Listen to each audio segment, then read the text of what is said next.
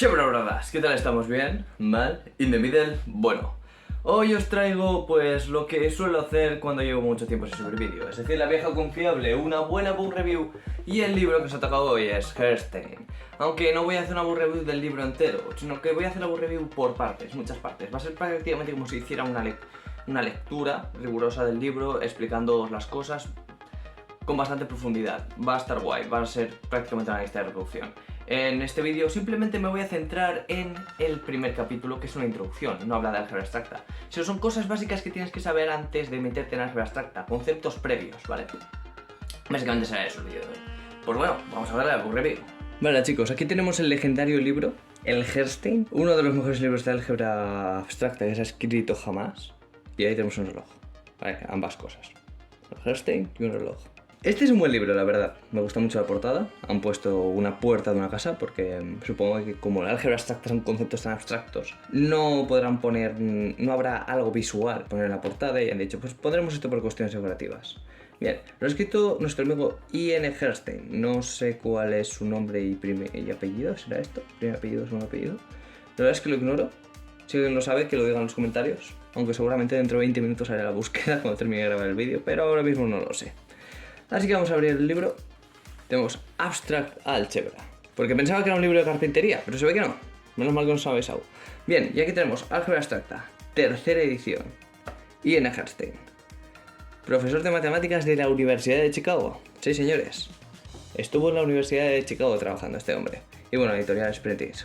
Si pasamos a la página, nos sale, bueno, toda la movida de... Es ilegal reproducir este libro. Bueno, pues eso, que voy a ir a la cárcel, señores. Y aquí pues tenemos lo típico de... ¿a quién dedica el libro? Pues a una persona llamada Vizca. Ignoro totalmente quién es Vizca. Y aquí tenemos los contenidos. Este libro consta de 6 temas de pura álgebra abstracta, señores. Un primer tema que es como introductorio, te da cosas que no son álgebra abstracta, pero que te harán falta para entender álgebra abstracta. 4 cosas chorras, teoría de conjuntos, cómo funcionan las aplicaciones, bueno, lo resumiré un poco si lo veis mejor. Cómo funcionan las aplicaciones, el conjunto AS, ¿vale? Este de aquí. El conjunto AS de las aplicaciones inyectivas de S en sí mismo, los enteros, inducción matemática y números complejos. Luego tenemos un segundo tema de grupos, en la que se trata un poco la teoría de grupos. Pues cosas básicas sobre grupos, definiciones y tal, luego un par de resultados chorra, luego se ve lo que son subgrupos, el teorema de Lagrange, homomorfismos, conjuntos cociente, bueno, grupos cociente, todo eso. Y luego ya pasamos a, bueno, un poco más de grupos. Tenemos aquí el tercer tema, el grupos simétricos, que es como un tipo específico de grupos más concretos, digamos. Y luego tenemos ya teoría de anillos, cuerpos y alguna cosa extra. En este vídeo solo veremos, para que veáis lo espeso que es esto, vamos a ver solo la introducción. Y en el próximo vídeo ya veremos un poco lo que es la teoría de grupos, que ya es como álgebra abstracta en sí. Pero en este vídeo vamos a ver la parte de no álgebra abstracta, las cosas que no son álgebra abstracta, que pone en este libro nuestro amigo Herrstein. En un principio tenía pensado hacer el vídeo, la primera capítulo y el segundo, y de hecho ya lo había grabado y todo, me quedó un vídeo de 40 minutos, pero bueno, fue un desastre, perdí el vídeo, se me borró y pues lo he vuelto a hacer y he dicho, mira, para simplificar las cosas lo haré en 2 vídeos y ya está. Así que sí, aquí vamos a ver un poco cómo funcionan las cosas básicas que nos piden. Ahí tenemos un prefacio, ¿vale? A la tercera edición. Es curioso porque hay prefacio a la tercera edición, a la primera, pero no a la segunda. O sea, el de la segunda, claro, no te lo pondrán porque supongo que será concreto de la segunda edición. Sin embargo, el de la primera es como común a todas las ediciones. ¿Ves? Porque si te vas al de la tercera edición, es una tal Bárbara Kortzen y un David J. Winter. Un segundo apellido es invierno. Buena. Claro, sin embargo, si te vas aquí al de la primera edición, vemos que eso lo ha escrito nuestro amigo el legendario Herrstein. Vale, y aquí tenemos una lista de símbolos. Aquí nos dice qué significa cada símbolo. A pertenece a S, A es un elemento del conjunto de S, A no pertenece a S, A no es un elemento del conjunto de S. Bueno, aquí te lo pone todo. Cosas conjuntistas, porque hay muchas cosas conjuntistas. Aplicación, esta, lo típico. Hasta incluso te pone Z, conjunto de los números enteros. O sea, un montón de símbolos, como podéis ver. Incluso algunos ni siquiera son... Bueno, son más bien fórmulas incluso, porque aquí te pone forma polar de un número complejo, que realmente no es la polar, sino que es la trigonométrica, que no sé qué se ha fumado aquí para poner que esto es la forma polar. Esto es una falta de respeto. ¿Cómo que R por coseno de...? Que me digas que es la binómica te lo compro, pero la polar, tío, bueno, en fin. Y aquí empezamos el libro y nos pone de nuevo álgebra abstracta, no es que nos lo haya dicho 20 veces ya, o sea, mira la portada. Álgebra abstracta. ¿Abres? Álgebra abstracta. Álgebra abstracta. Claro que sí, amigo. Al menos nos lo ha dejado claro. Aquí vamos con la verdad por delante. Vale. Y claro, empezamos con el tema 1, que no es álgebra abstracta. Vale. Cosas familiares y menos familiares. Empezamos con a few preliminary remarks. Ciertas cosas que te remarca, ciertas cosas interesantes. Bueno, pues esto no vamos a hacer mucho caso porque son chorradas. Aquí te explica lo que es una operación interna, básicamente, que es un concepto que será fundamental luego para definir lo que es un grupo.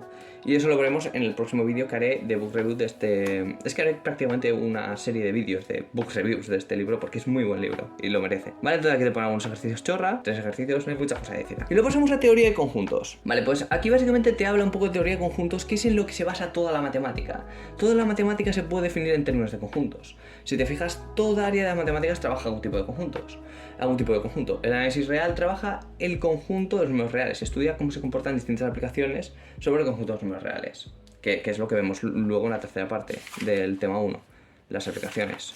Mappings son aplicaciones, ¿vale? Aquí vamos a ver teoría de conjuntos, que es lo más básico de la matemática. Lo más básico no en el sentido que sea sencillo, sino en el sentido de que todo se basa en ello, es lo más fundamental. Aquí te pone, with the changes in the mathematics curriculum in the schools in the United States, many college students have had some exposure to set theory. Básicamente nos está diciendo que ahora hay bastantes estudiantes que se están empezando a empapar un poco de la teoría de conjuntos. Entonces dice, this introduction to set theory in the schools usually includes the elementary notions and operation with sets, going on the assumption that many readers will have some acquaintance with set theory. We shall give a rapid survey of those parts of set theory that we shall need in what follows. Bueno, aquí te pone cosas básicas. Bueno, evidentemente aquí te explica lo más chorra de todo, como cosas del estilo de que si dices que A pertenece a S, estás diciendo que S es un conjunto. Es un conjunto que tiene una serie de elementos.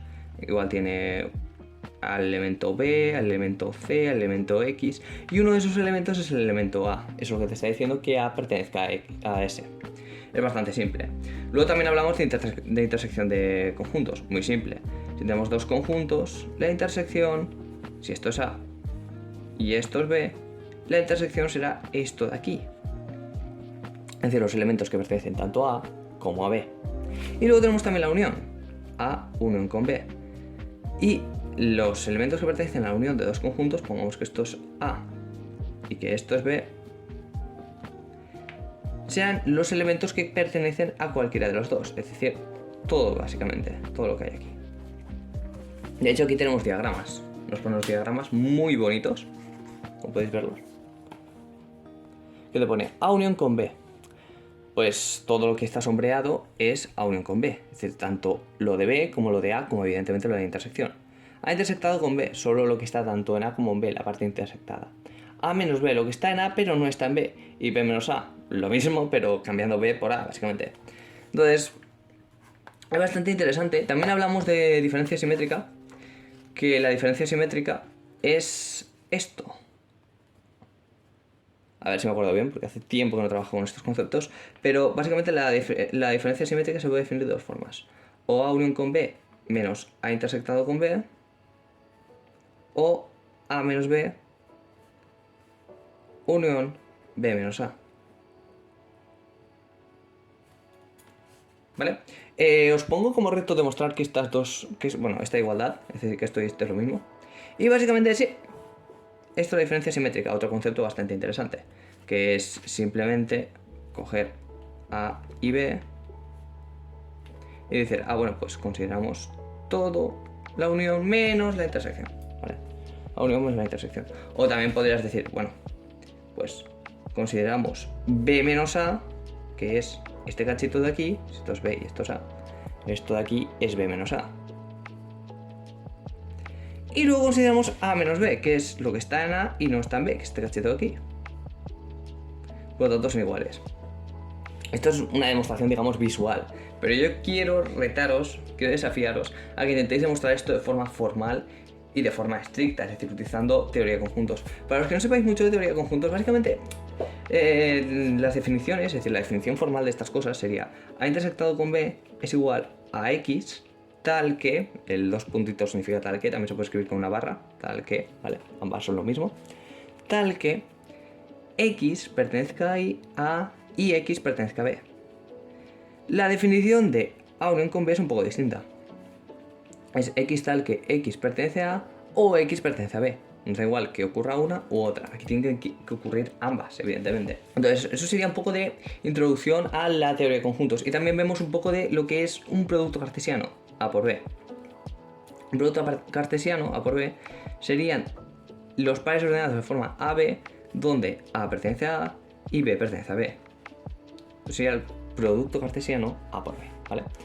¿Y por qué se le llama producto? Bueno, una forma interesante de verlo es decir, bueno, podríamos quizá de alguna forma en una recta representar los elementos de A y en otra recta representar los elementos de B. Entonces el elemento AB sería el que tendría aquí B y que tendría aquí A. Pero es como que le estás multiplicando, ¿no? Porque estás como sacando un rectángulo, ¿no? Es una forma tonta de recordarlo y de entender por qué se le llama producto. Por una analogía con R2. Porque R2 no es más que el producto cartesiano de R con R. Entonces, simplemente estamos haciendo una analogía, ¿vale? Es una analogía lingüística que nos lleva a esta notación, la notación de producto cartesiano. Perfecto, muy interesante de hecho.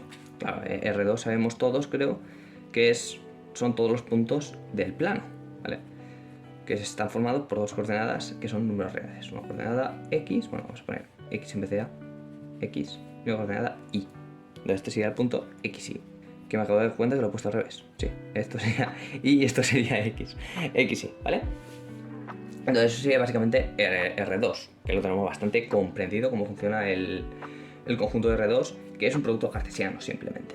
Perfecto, aquí nos explica un poco lo que os acabo de explicar y luego llegamos a problemas. Y algo que me encanta, me flipa muchísimo este libro, es que cuando llegas a la sección de problemas, porque, a ver, esto realmente son secciones, realmente no son capítulos, son secciones, lo de teoría de conjuntos que acabamos de ver, lo de antes de las operaciones internas, todo eso son simplemente secciones de un mismo capítulo, que es el capítulo introductorio, que es lo que estamos analizando en este vídeo. O sea, muy fuerte. Pero no solo eso, sino que cada sección tiene una subsección de ejercicios. Y no solo es que tenga una subsección de ejercicios, es que esa subsección está distribuida en ejercicios de distinta dificultad. Tenemos Easier Problems, niveles de baja dificultad. Tenemos también Middle Level Problems, ejercicios de dificultad media, problemas de dificultad media. Tenemos también, bueno, aquí son todos de dificultad media, hasta aquí que tenemos Harder Problems, problemas de alta dificultad, muy interesante. Y luego pasamos a la parte de aplicaciones, mappings básicamente. Entonces tenemos aquí aplicaciones y nos explica un poco lo que es una aplicación. Una aplicación, la definición formal, que no la explica en este libro, pero os la explico yo, para eso estoy, es un producto cartesiano de dos conjuntos. Es decir, una aplicación, bueno, no es eso, es un subconjunto de producto cartesiano. Una aplicación, F, es un subconjunto de un producto cartesiano de S por S, ¿vale? Entonces esto es lo que normalmente denotamos como F va de S a S. Primero os voy a explicar un poco la explicación que te dan aquí y luego os voy a poner la definición más formal, más loca, ¿vale? Lo que nos dicen aquí es básicamente una aplicación de A en B. Bueno, por cierto, esto no es del todo correcto en el sentido de que realmente S sería S por S', S', ¿vale? En plan, no tienen por qué ser el mismo conjunto, ¿vale? Vale, una aplicación de A a B, ¿cómo la define? La define como formas de asociar elementos de un conjunto con elementos de otro conjunto. Vamos a ver. Entonces tenemos un conjunto A y otro conjunto B. Vale, entonces tenemos una serie de elementos aquí, puntitos, por ejemplo, y nos lleva a los elementos aquí. Vamos a representarlos por cruces, ¿vale? Estos elementos pueden ser completamente distintos. Podría ser que el elemento A fueran números y el elemento B fueran coches, ¿vale? Pues sería una aplicación que nos asociaría la matrícula de un coche con el coche en cuestión, ¿vale? Eso podría ser una aplicación. Pueden ser elementos muy distintos. Esto podrían ser letras y esto números, esto ecuaciones y esto nombres de videojuegos, da igual, puedes poner cualquier cosa en cualquier sitio, son conjuntos, puedes meter lo que quieras. Bueno, hay ciertas restricciones, nos podemos poner a hablar de la paradoja de Russell. ¿Qué demonios? Voy a hacerlo. La paradoja de Russell es, antes de continuar con esto, os explico la paradoja de Russell, que es muy interesante. Habla sobre los límites de las definiciones conjuntistas que hay en las matemáticas. Todos los conceptos de matemáticas se definen de otros conceptos, que a su vez se definen de otros, y así hasta llegar al concepto de conjunto en última instancia. ¿Qué es un conjunto? En principio se pensaba que un conjunto podía ser cualquier tipo de cosa, pero luego se vio que no, se vio que habían ciertos límites. Un conjunto al fin y al cabo es una agrupación de elementos, pero ¿qué elementos podemos colocar en el conjunto? En un principio se pensaba que podíamos colocar cualquier tipo de elemento, pero luego se vio que habían ciertas limitaciones. Estas limitaciones las introduce la paradoja de Russell. La paradoja de Russell nos dice lo siguiente. Nos dice, imaginaros que tenemos elementos que se contienen a sí mismos y elementos que no se contienen a sí mismos. Entonces vamos a denotar X será... Vale, lo voy a denotar de forma formal. X será el conjunto de todos los conjuntos X tales que X pertenece a X. No estamos diciendo que X esté contenido en X, eso se cumple siempre. Evidentemente, el conjunto A está contenido en A para todo conjunto A. ¿Por qué? Porque si X es un elemento de A, entonces X es un elemento de A.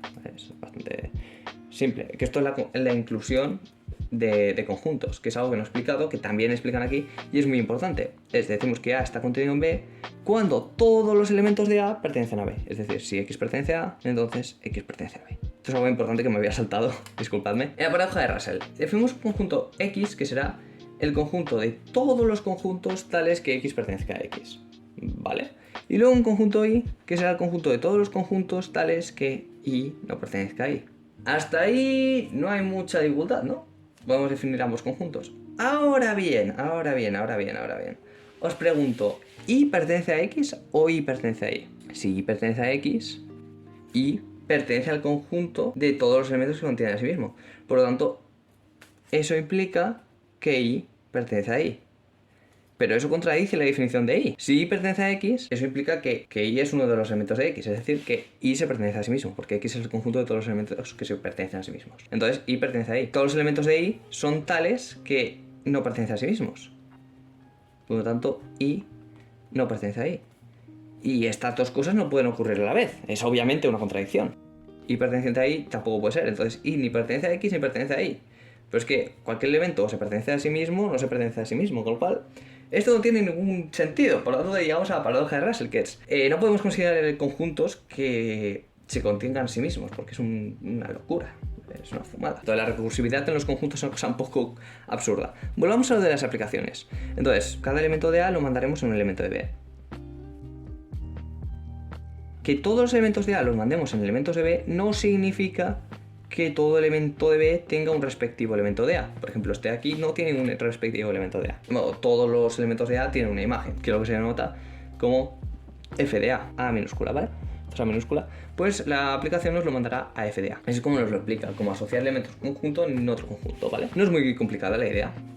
Pero ¿cuál es la definición formal? Bueno, la definición formal es un poco una fumada de tres pares de cojones. ¿Por qué? Porque la definición formal nos dice que una aplicación f no es más que un subconjunto del producto cartesiano de A por B. Obviamente aquí f va de A a B, ¿no? La definición así más... la que nos da en este libro sería que f es una aplicación de A a B. Bueno, pues entonces eso significa que f es un subconjunto del producto cartesiano. ¿Cómo? ¿El qué? Sí, simplemente estamos asociando el hecho de que f te mande A a B significa que el par A-B pertenece a este conjunto F, subconjunto del producto cartesiano.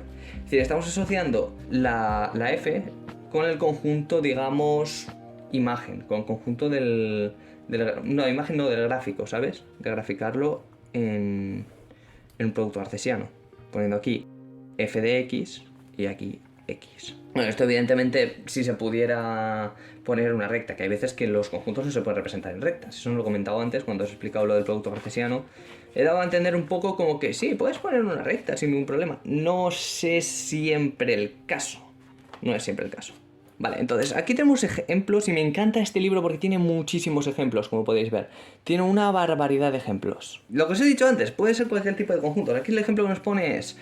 ese podría ser todos los hombres que han vivido en algún momento de la historia, y T, todas las mujeres que han vivido en algún momento de la historia.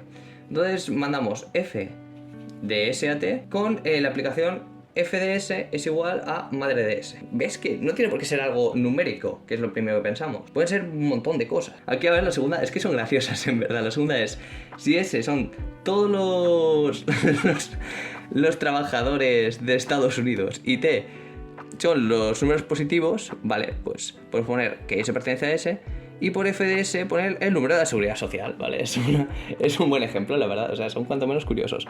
Aquí, yo qué sé, vamos al sexto. El sexto nos dice, si s igual a t es el conjunto de los números reales, entonces definimos, es este de aquí, f de s a t por f de s igual a s al cubo, ¿vale? Es una aplicación de números reales de toda la vida. Muy simple, muy fácil, muy bonito. Y aquí nos pone 10, sea S un conjunto vacío, definimos I de S a S por I de S igual a S para todo S en S. Esa es la función identidad.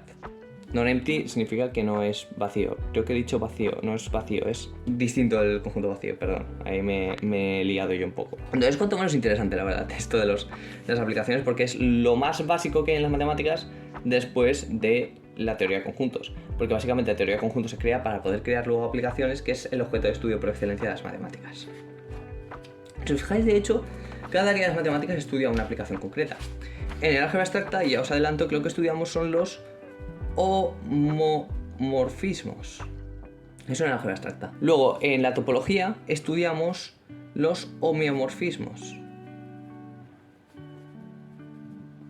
Voy a poner aquí un tau, una topología se suele representar con la letra tau. Homeomorfismos. En el álgebra abstracta ya he puesto esta. En el álgebra lineal, las aplicaciones lineales. En análisis, funciones reales de variable real. El análisis complejo, funciones complejas de variable compleja. Y así podríamos ir poniendo un montón de aplicaciones distintas.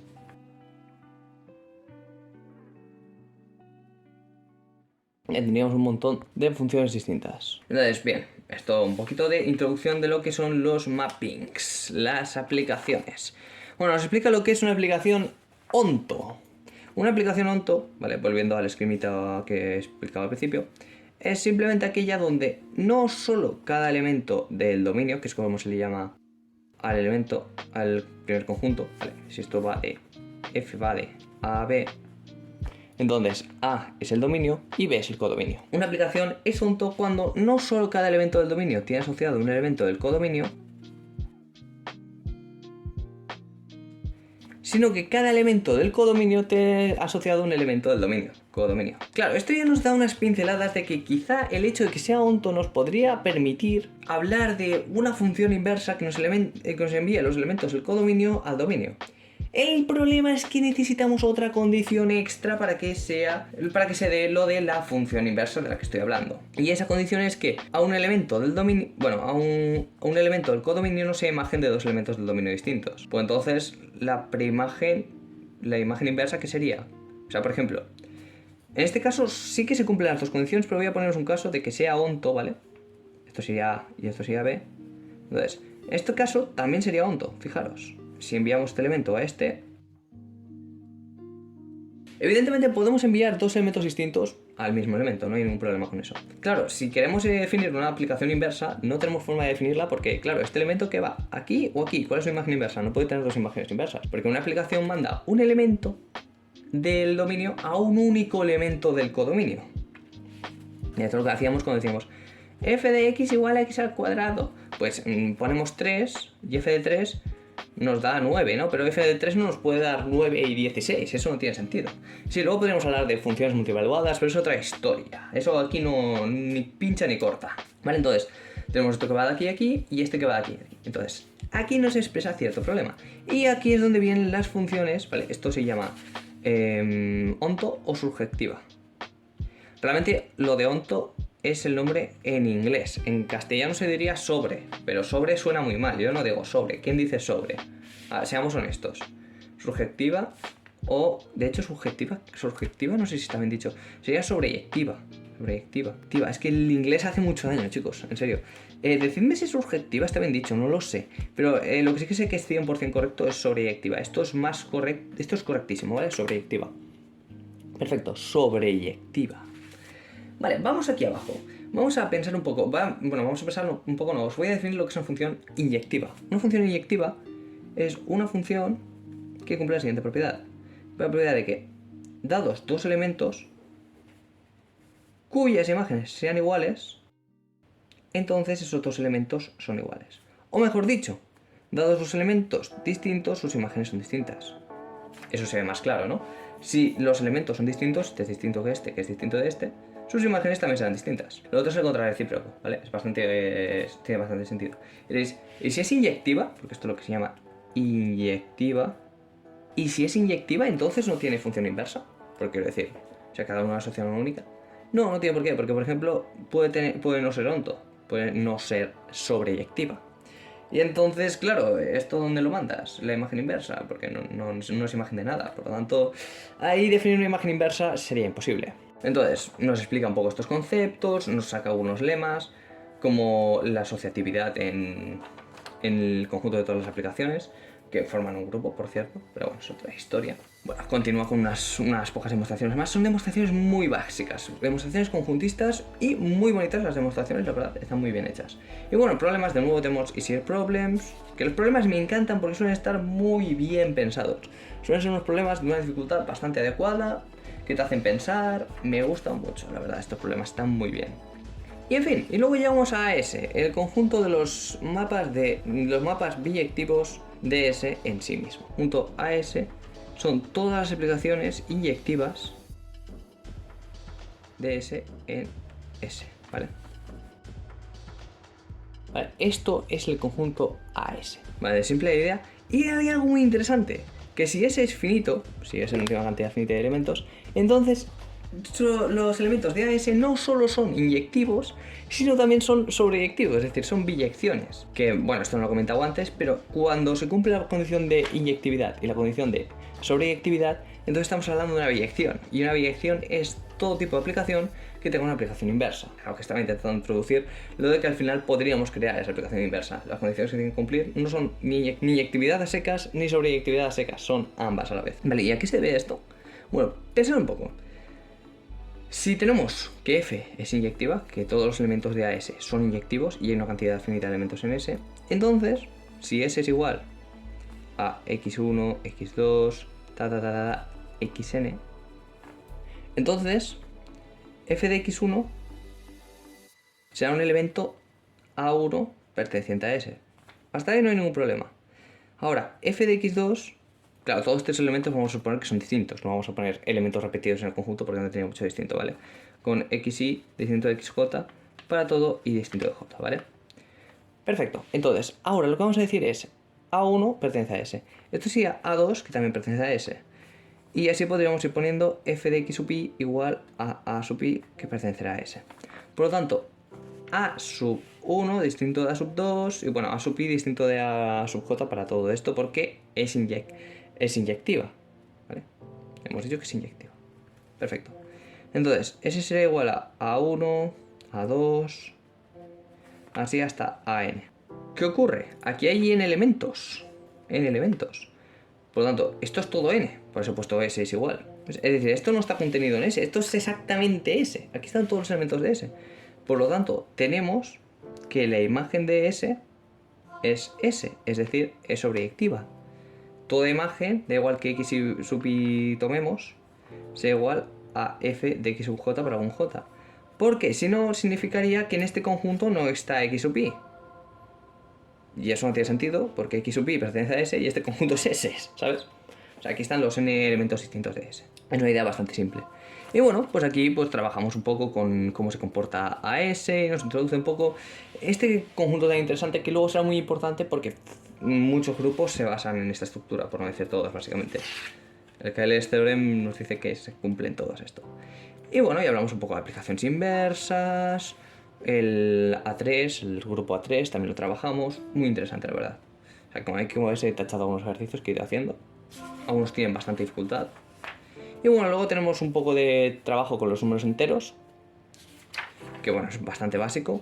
Te habla sobre el algoritmo de Euclides y este tipo de cosas. Básicamente es un poco cosas que vi en el libro de matemática discreta, ¿vale? Que os dejo por aquí, la aburre Euclides, el libro de matemática discreta. Bueno, al menos que vi en la parte de la que hice la Burreview, que es la parte de de teoría de números, un poquito de teoría de números bastante básica, que luego nos hará falta pues el teorema de Euclides, o una cosa de estas que luego utilizará bastante en muchas demostraciones. Perfecto. Y bueno, aquí más teoría de números, cosas muy simples, realmente, bastante interesantes. Que bueno, el teorema de Euclides es el teorema de división de toda la vida, de que si tenemos cualquier número n, lo podemos escribir como, o sea, queremos dividir n entre m, entonces podemos escribir n como m por k más r, donde r es el resto, ¿vale? Esto saca con el algoritmo este de Euclides, de la cajita, ¿sabes? Tenemos n, m, ¿cuántas me llevo? No sé qué, no sé cuánto. Bueno, eso sabéis cómo se hace, es bastante simple. Entonces, vale, pues tenemos aquí niveles de ejercicios de dificultad media. Podéis ver qué bonitos son los ejercicios de dificultad media, ¿vale? Es un poco con esta historia. Y inducción matemática. En este canal he hablado muchísimo de inducción matemática. Creo que es un tema que tengo bastante quemado. Simplemente, ya sabéis, demuestras algo se cumple en 1 y luego demuestras que en cualquier n en el cual se cumple, entonces se cumple en n más 1. Entonces, como se cumple en 1, se cumple en 2. Y como se cumple en 2, se cumple en 3. Y así has demostrado que se cumple en cualquier número natural. Vale, no tiene mucha dificultad. Y finalmente tenemos un apartado 7 que son números complejos. Sí, señores. Números complejos. La verdad, el apartado de números complejos es bastante básico. Se ve algunas cosas muy chorras, como sumarlos, como multiplicarlos, propiedades básicas. Que C es un cuerpo, creo que lo menciona. Aunque luego ya habla en otro tema de cuerpos con más detalle. Y sí, aquí tenemos cosas muy simples sobre números complejos, cosas muy básicas, como su comportamiento como vectores en el plano. Algunos ejercicios muy básicos, como estáis viendo. Y bueno, sí, eso sería básicamente la parte introductoria de Alhasty. Luego ya pasaría a la teoría de grupos, que vamos a ver en el próximo vídeo. Dicho esto, espero que os haya gustado el vídeo y nos vemos en un próximo vídeo.